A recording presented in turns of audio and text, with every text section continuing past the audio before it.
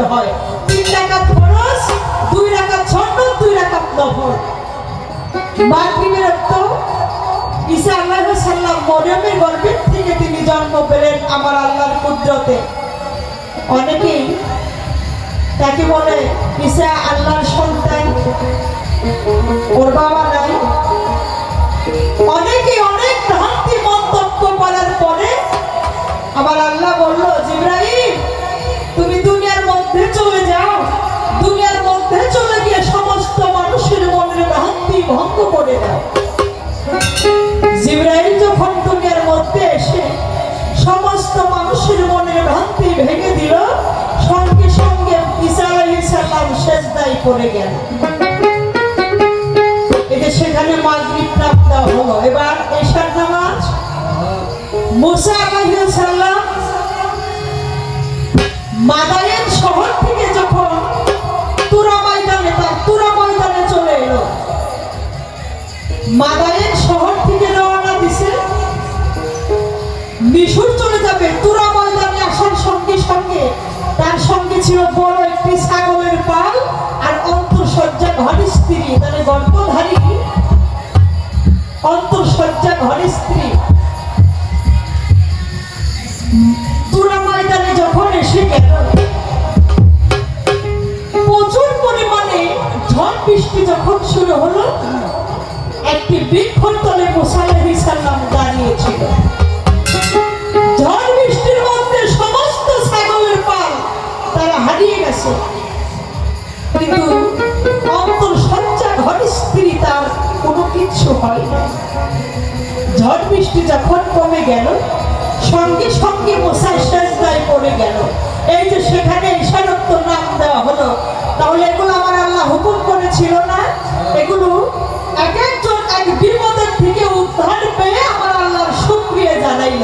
তাহলে এবার আমার দয়াল নবী সুন্নাত 5 ওয়াক্ত নামাজ, 17টা ফরজ, আমার সুন্নাতগুলো আমার নবী উপরে নির্ধারিত করেছে। আমার আল্লাহর হুকুম, নবীর আদর্শ আমাদের নামাজ আদায় করতে হবে, সালাত আদায় করতে হবে। 5 পয়গম্বরের 5টা গেল, এবার আমার আল্লাহ হুকুম করলো। আমার নবীর বাণী আল্লাহর হুকুম, এক একটি রাকাতের মধ্যে 2টা করে সিজদা দেওয়া হয়। একটা হলো আল্লাহর হুকুমের সিজদা, আর একটা আমার আল্লাহকে শুকরিয়া জানানো হয়। পরিমাণ আমরা নামাজ পড়ি কিভাবে জানা? নামাজ আকারেও নয়, নামাজ নিরাকারেও নয়। নামাজ পড়ি সাকারে, আহাম্মদি শুরুতে মিম মুকামে সিজদা করি। কথাটা মনে রাখাই ভালো। যেরকম আলিফ লাম, আবার নাম দিয়েছে লাম আলিফ, তাই না? মিম মুকামের মধ্যে সিজদা করি, যে জায়গায় সিজদা আমরা সেই জায়গায় দেই। তুমি সেটা দেখো না। যখন যাই নামাজের মধ্যে দাঁড়াইয়া বলি আসসালাতু, সে কথা বলতে চাই না। ইন্নী ওয়াজহাতু ওয়াজহিয়া লিল্লাযী ফাতারা সামাওয়াতি ওয়া আরদা হানিফা ওয়া মা আনা মিনাল মুশরিকিন, তাই না? আমি যে জায়গার মধ্যে দাঁড়িয়েছি, আমি বেহেশতের জন্য নয়, কোনো কিছুর জন্য নয়, সমস্ত কিছু হে আল্লাহ। আমার আল্লাহ বলেছে, হে আমার দোস্ত, আমার দয়াল নবী যখন মেরাজ গিয়েছিল, আমার দয়াল নবী যখন মেরাজ গিয়েছিলেন, আমার আল্লাহ বলেছিলেন, হে আমার দোস্ত, আমি আপনাকে একটু জিনিস দিয়ে দিলাম। কি? আসসালাতু মেরাজুল মুমিন।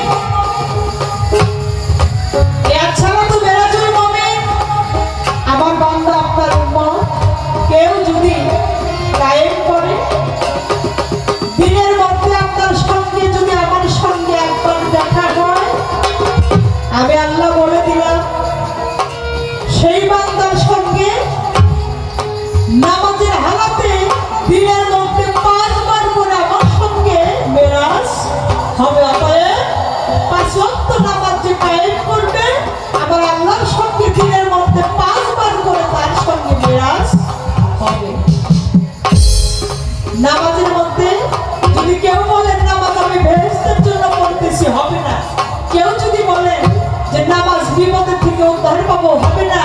নামাজের ঘরে ঘরে আমার আল্লাহর জন্য নামাজ পড়তে হবে, সেদিন নামাজ কবুল হবে। পরিমাণা মেরাজ ছাড়া নামাজ পড়া যেমন বান্দা নৌকার মধ্যে বৈঠা মারা একই সমতুল্য কথা। নামাজের মধ্যে দাঁড়িয়ে নামাজে মেরাজ হইতে হবে। বরফের আব্দুল কাদের জিলানী তিনি মায়ের গর্ভের থেকে 18 সেমেনার হাফেজ হয়ে এসেছিলেন। হ্যাঁ, আর তোমাদের সালাম পেতে ব্যতিক্রম। সদাই করে আল্লাহ নামের জিকির হয়ে গেছি, আল্লাহ নামের ফকির। এবার আমি জানতে চাই, এই যে তোমার মারিফাত, ভালো কথা, মারিফাত করো, তাতে তো আমি এমন চিন্তা করি না। মারিফাত করো, শরীয়তকেও ধরো। শরীয়ত ছাড়া যে গাছের মধ্যে একটা বৃক্ষর যদি সীমানা থাকে, বৃক্ষের নিচে যদি জলটা ঢালা না হয়, ফল কখনো পুষ্পিত হবে? কখনো না। নানা বর্ণ গাবি এক বর্ণ দো। আগে শরীয়তকে ধরো, পরে মারিফতে চলো। এবার মারিফতের ফকিরের কাছে আমার জিজ্ঞাসা, আমার দয়াল নবী বিদায় হওয়ার 450 বছর পরে বরফের আব্দুল কাদের জিলানী জন্মে এসেছেন বিশ্ব ভ্রমণ্ডলে। এতদিন এই মারিফাত কোন জায়গার মধ্যে লুকিয়ে ছিল, কথাটা একটু ভালো করে ভেঙে বলবে ভালো। আমার দ্বিতীয় প্রশ্ন, মানুষ হয়ে মানুষকে ভক্তি করা সাপ হারাম। এর মারিফতের ঘরে মানুষ হয়ে ধরে মানুষের ধারে, কথাটা একটু ভালো করে ভেঙে বলবে সবার চাই। আমার আরেকটি বর্ণনা আমি জানতে চাই, এই যে মারিফতের ফকির দাড়ি মোছ রাখতে রাখতে বাদ তারা বুঝে ফেলাইছে, কোন দিয়ে কথা বলে দিশা পাওয়া যায়। একদিন নানা বইয়া ডাক্তার বললাম, না এই যে আপনি এইভাবে দাড়ি মোছ রাখছেন, একটু সাইডে রাখতে পারেন না? আরে পাগল, যেদিন হতে আমি গুরুর ঘরে গেছি, আমি কি আর আমার আছি? আমার দেহ মন প্রাণ সকলে আমি করেছি তাহাকে দান। আমি তো আর আমার নাই। একদিন নানার সঙ্গে বৈঠকে গেছি, পঞ্চরসের নামটা খাইতে খাইতে যে বলছে একটা প্যাকের মধ্যে গেছে, 7 তলা আসমান জমিন ভেদ করে গেছে। এখন তো এসছি আসে একটু পরে পরে। সকালবেলা যখন পায়খানা করতে গেছে, দেখুন টাল লাগে, কথাটা বিচার করবেন, ওটা গুরু বাক্য কাটানো যাইব না। এবার যদি উপর দিকে আনে তাহলে তো শশী খাওয়া হয়। এটা আমার মারিফতের ফকিরের কাছে জানার বিষয়। জৈবস কাটানো যাইব না, বাড়িগুলো তো শশী খাওয়া হবে। এবার গুরু বাক্য ঠিক রাখবে না, বস কোন দিক দিয়ে বের করবে, জিজ্ঞাসা ছিল মারিফতের ফকিরের কাছে। তাই আবার দ্বিতীয় আসর সুর পাচারের মাধ্যম দিয়ে আমার শরীয়তের বর্ণনা আমি করে গেছি, ওনার মারিফত আপনাদের সম্মুখে বিস্তারিত করবে। তাই সুর পাচারের মাধ্যমে আগেও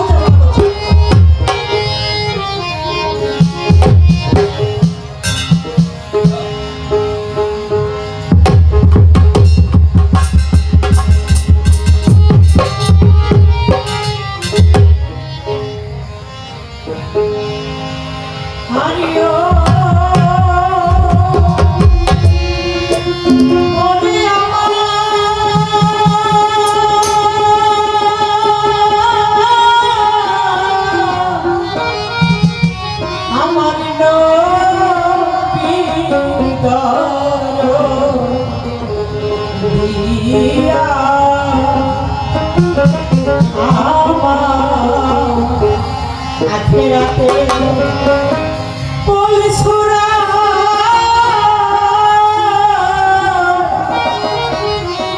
তোমারই নৌকা পার করিয়া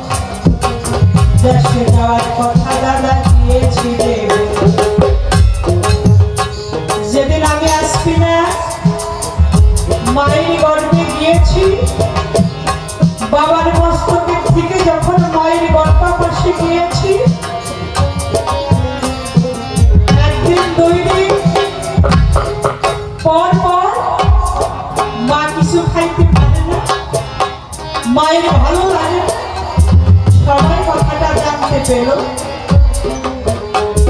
যে আমার মায়ের গর্ভের থেকে একজন নতুন করে ভবিষ্যৎ নতুন করে কেউ দুনিয়ার মধ্যে আসতেছে। তাহলে আমি আসবি না? মায়ের গর্ভের থেকে আসা 9 মাস আগে কথাটা সবাই জানতে পেল, কিন্তু এবার আমি যে দুনিয়ার থেকে বিদায় হয়ে যাবো এই কথাটা কেউ জানতে পারে না। কখন আমি যে মায়ের গর্ভের থেকে 10 মাস 10 দিন পরে দুনিয়ায় আসবো, আমার দাদি আমার নানি পাড়া প্রতিবেশী সবাই কথাটা জেনেছিল। এবার যে দেশে যাওয়ার পালা সেটা তো কেউ জানে না। আসার সিরিয়াল হয়, যাওয়ার কখনো সিরিয়াল হয়। দাদা আমরা যে নবীর উম্মত, যে দয়াল নবী আমাদের পাপিষ্ঠ উম্মতের জন্য জীবনটা ভর শুধু তিনি শুধু কান্না করেছিলেন। আমরা কি সেই দেশে যাওয়ার কথা একবার ভাবি? একবার ভাবি না। মায়া মশক্তির গায়ে পড়ে পরিবার পুত্র কন্যা এদের মায়ায় পড়ে আমাদের জীবন শেষ। সাড়ে 3 হাত নৌকা জীবনটা ভর শুধু ফিরেছি নদীর মধ্যে বেয়ে বেয়ে কাম কামের দাগ লাগে আমাদের নৌকার তরি শেষ হয়ে গেছে। এবার যে দেশে যাইতে হবে সেই কথা কি আমাদের মনে আছে? বাবা বলবে, সন্তানে বলে বাবা গো বাজারে যাবে, আমি কিন্তু সোজা ভাত খাইতে পারি না। ঘরে স্ত্রী বলবে অবশ্য সারাদিন বাজার কোনো যায় কোনো আমার কিন্তু 500 বাড়ি কথা ভুলে যায়। যেভাবে হোক বাবা পরিশ্রম করে সকাল সকাল সন্তানদের জন্য বাসায় আসার সুযোগ করে দিয়েছে, বিবির মনের আশা পূরণ করার জন্য এসেছে। এবার দেখা গেল নিজের হাতের থেকে রুজি রোজগার কমে গেছে।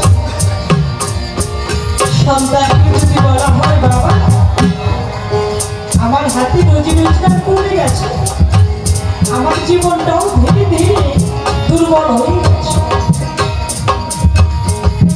আমার যে দেনার হিসাব কার কাছে দিতে পারবে? কোন সন্তানে কি বলবে তোমার দেনার হিসাব আমি দেব? কেউ পরিবার পুত্র কন্যার ভালোবাসায় নিজের কথা একবার ভাবি নাই। এবার দেশে যাওয়ার সময় এলো,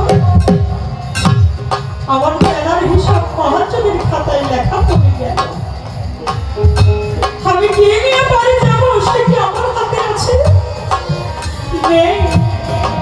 যে নবীর উম্মত আমরা এই বিশ্বময় সেই নবীর কথা শোনার জন্য প্রয়োজন হয়েছে। একদিন আমার দয়ার নবী করিল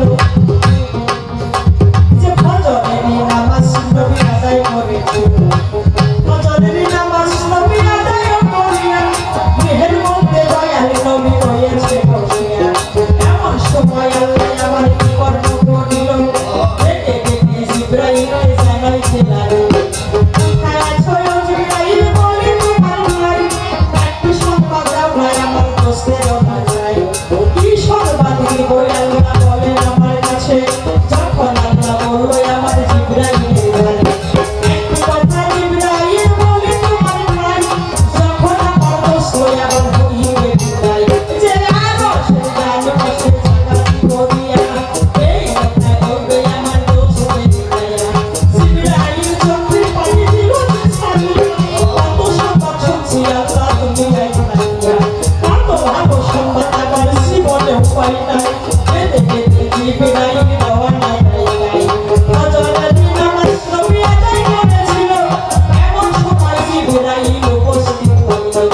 আসসালামু আলাইকুম রাসূলুল্লাহ সালাম যখনই বলিল সালামেরই জবাব রাসূল ফিরিয়া দিল।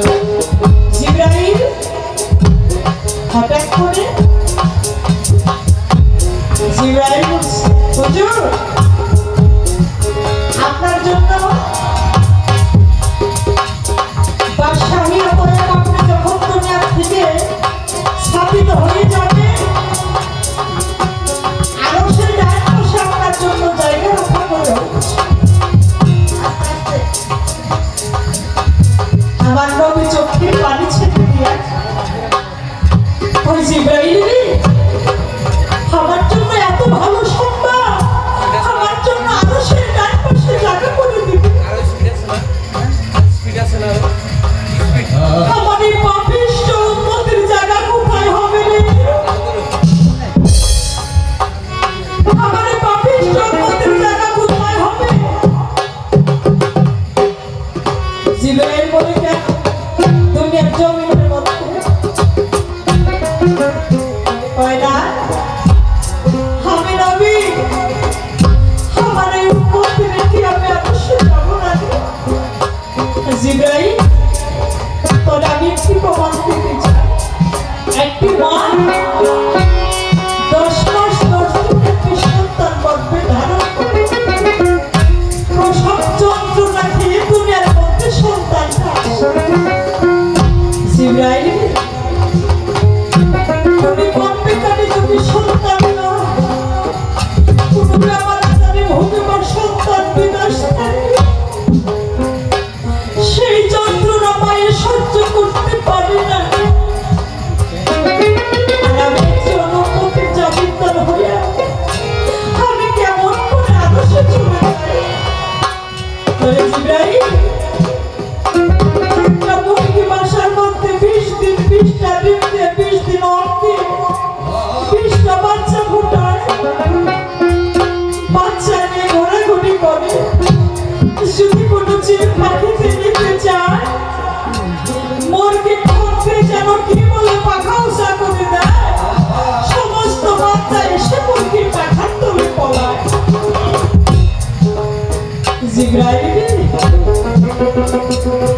মুরগি সামান্য 20 দিন কেন মায়া লয়ে বাচ্চা নষ্ট হইতে যায় না আমি এত বড় উম্মতের জামিনদার হইয়া আমি কেমনে করে আরশে যাই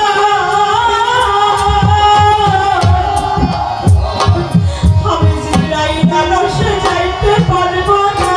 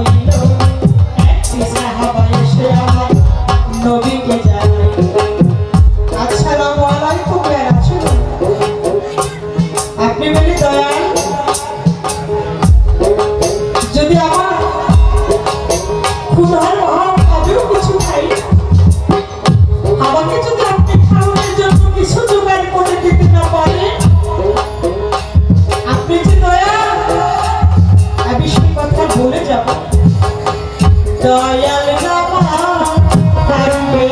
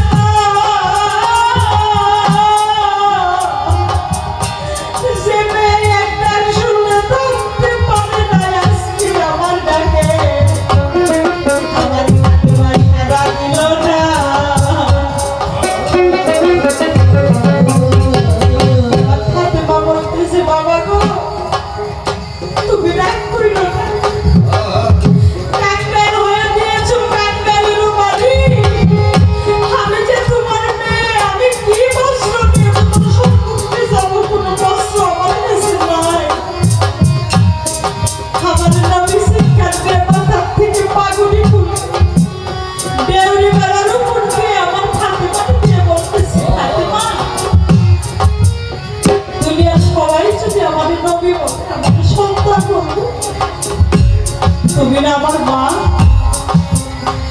পাটুলি হাতে করতে দিয়ে চুম্বন করে